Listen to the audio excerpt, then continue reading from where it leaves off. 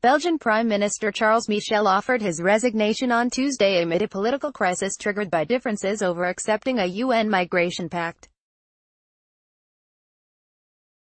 In office since 2014, Michel lost the support of the biggest party in his coalition, the Flemish N-VA, last week in protest at his support of a UN pact to foster cooperation over the world's 21 million refugees. The 42-year-old prime minister sought backing from left-wing opposition parties so he could hold on to power until parliamentary elections in May. However, opposition parties in the parliament refused to lend their support to allow his government to keep working until the votes next year, and that caused Michel to announce he would quit. "I must respect this situation. I therefore take the decision to offer my resignation and will go to the king," Michel, who has been in politics since winning a provincial councillor post at 18, told Parliament.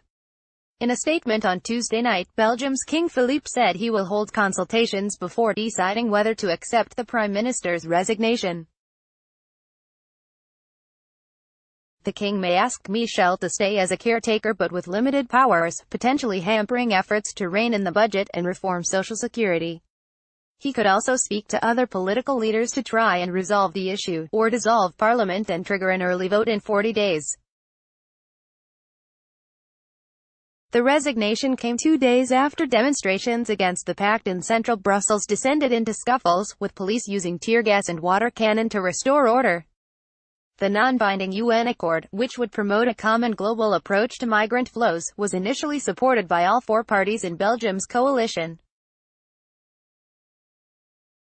But the N-VA changed its mind in late October and pulled out of the coalition the day before Michel flew to Morocco to sign the deal.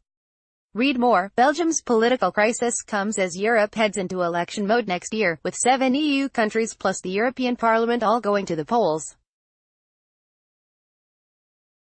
The bloc has been grappling with an upsurge of migrants since 2015 when more than 1 million people entered Europe, many fleeing civil war in Syria and poverty in Africa.